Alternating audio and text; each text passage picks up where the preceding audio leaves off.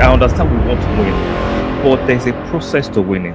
Do you think he has earned a new contract, or do you think the disgruntled or the anti-Arteta fans have a point? They don't have a point. He deserves a new contract for now. And the truth is, I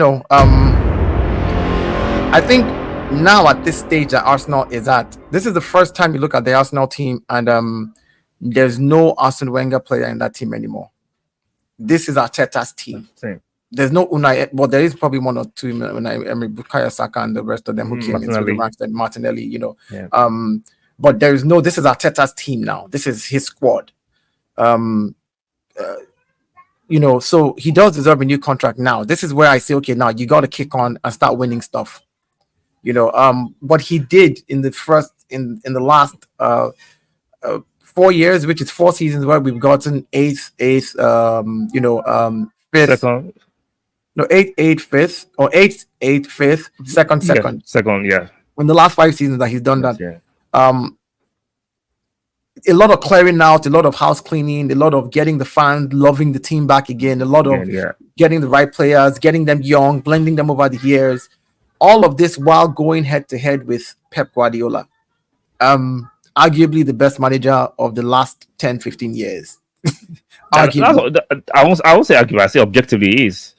No, I mean, when I say argue, some people might want to start to say whatever they want to say. I just like to give them the little. I'd like them to argue. I like them to argue. Let them argue and let's see how they prove it. You know what I'm saying? But all while going ahead, going head to head with this guy. Also while going head to head with Jurgen Klopp, exactly. and some other massively experienced managers. For a manager who this was his first gig, Arteta has been a manager now for 6 years. Yeah, literally. So when people speak and they make comparisons like, does he deserve? Yes, he does. He deserves a new contract. I think after this season, and this is where I'm not sentimental. He deserves a new contract because he has brought us to where we're at. He needs to win now. For me, if he doesn't win this season, I look at it as a business. Sometimes you have a CEO who can build your company from 0 to 90 and just can't find a way to get it to 100. 100, yeah. And then you want to bring somebody else and say, okay, well, here it is. Here's what it is. Your job is done. I don't mind. I don't mind giving him a new contract. I'm paying him out if I need to get rid of him and bring somebody else because he deserves that payout. He's worked hard enough to bring us to where we are at. We might need another manager after this season if he doesn't win anything, but fair enough to say that he deserves his contract. We can't turn around and be like, I'm not going to. A liberal is worthy of his reward. The guy has done what, after Arsene Wenger, what Unai Emery could not do for us. Sure. What Freddie Ljungberg, who are the caretaker, looked like. It was the placeholder. I know, but even in that period, everything just looked.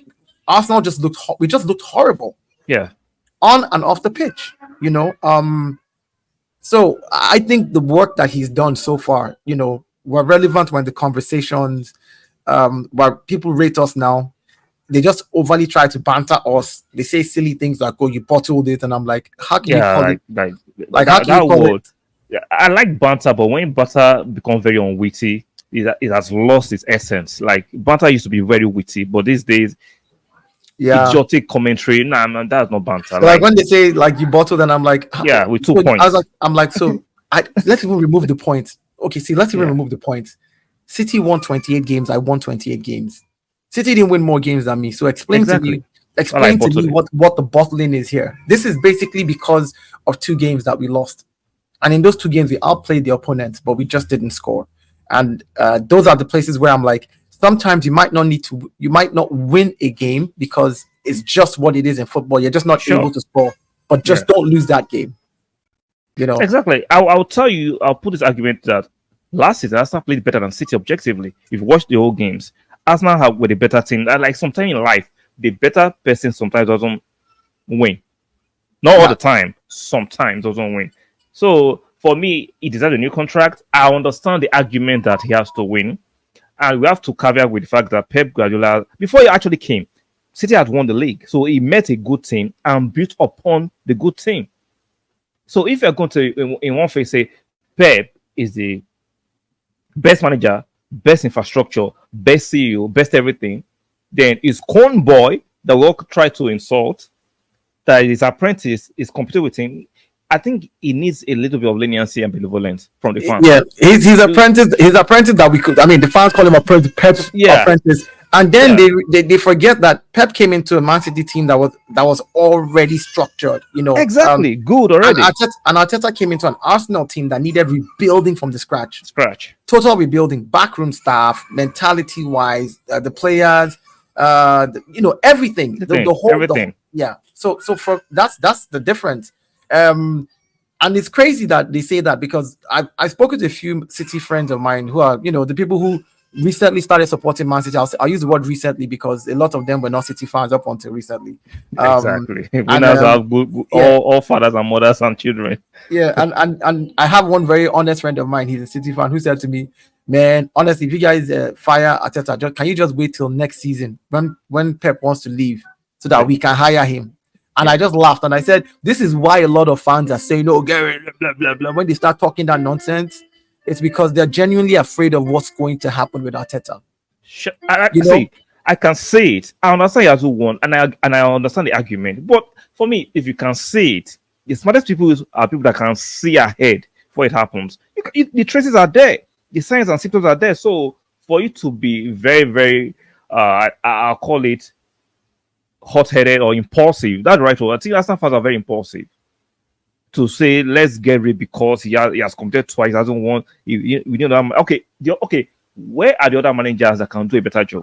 Maybe I'll give you an example of that for that question. Now, someone said to me when I threw that same question to someone, and he said, "What about Xabi Alonso? He went to Bayern Leverkusen and won." And I said, "Okay, fair enough. He went to the Bundesliga and he won, and he's a better manager. I'll bring Xabi Alonso, and Xabi Alonso will do a business." Well, Bayern Leverkusen came and played Arsenal. Xabi Alonso, the invincible manager, the trophy winner and everything, the double winner in Germany, in Bundesliga, in the Bundesliga, came and played the team that came second, that you said he's a better manager for. No, sorry, and he got trashed. Outplayed. It wasn't. It was. That's why I said he got trashed. He was beat. So my question is he really a better manager, or is it that the Bundesliga, the only other team you have to really beat is Bayern Munich? Bayern, maybe Dortmund sometimes. That's it. Dortmund every now and then. Yeah. But if you look at the the English Premier League, the likes of Aston Villa last season were threats to both us and City. They beat City. They took 3 points off City and took 6 off us. So there's teams that can hurt you in the Premier League.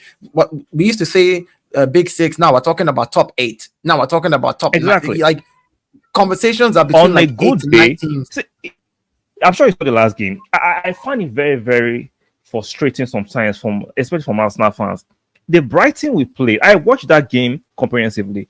See, Brighton might not have superior players to us. I agree, but they have good enough players to hold on to possession, to frustrate you, and if you overly commit and press, they'll beat your press and they'll hurt you.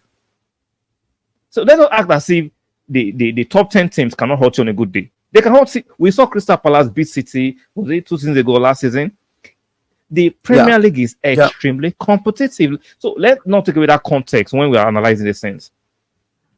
So sometimes I totally agree with you. I totally agree with you. I mean, when people don't put context around anything, but then they put context around every other team.